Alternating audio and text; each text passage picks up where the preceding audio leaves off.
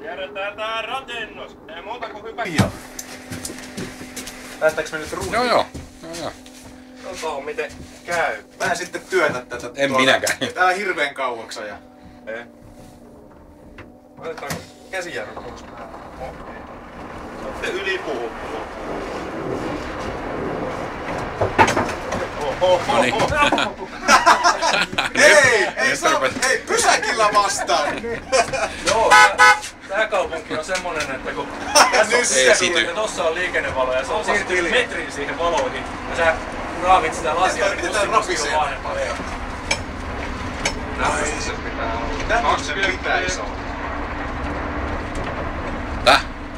Jännitetiedote aina väliin. Ai vittu, tässä on mainimittari. 25. Ei. Ajetaan ylinopeutta tehdasalalla. Noniin. Kaikki menee sääntöön. Meneekö jännitemittari, putoako hyvää vauhtia? Mä en tiedä, kun ei se näytäkin. Okei, juu se on hyvä merkki, joo. Joo, älä sitten välissä. Oho, tänne strippaa tää kussinpeli. Uusi laji, tämmönen electric bus drifting. No niin. Joo, kyllä.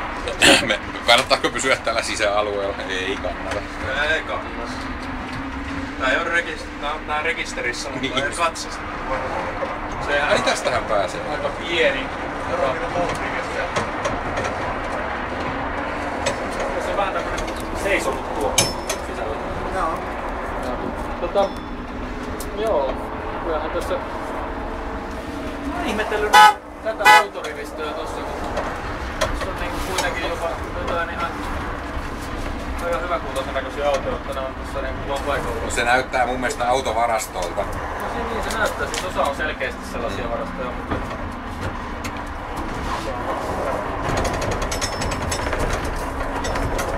Tuli noihin tuoppiin tosiaan sähkömakkuun. Tulee. Se on hyvä. Kyllä. Kyllä siitä, että toi oma. Täytyy joku ajasti juttu täytyy miettiä maasta liittyen. Tuolla on muutama tolppa, jos on toisella puolella ajasti, fiksumpi ajasti. No, mulla on semmonen ajasti, että mä käyn sitten tökkäämässä sen kiinni. Niin, tiedän. Samaten. Mulla itse asiassa olisi ajastinkin loppuun. En ei maksa mulle mitään, mutta se ei varmaan mahdu tuohon tolppaan. Niin just. Joo.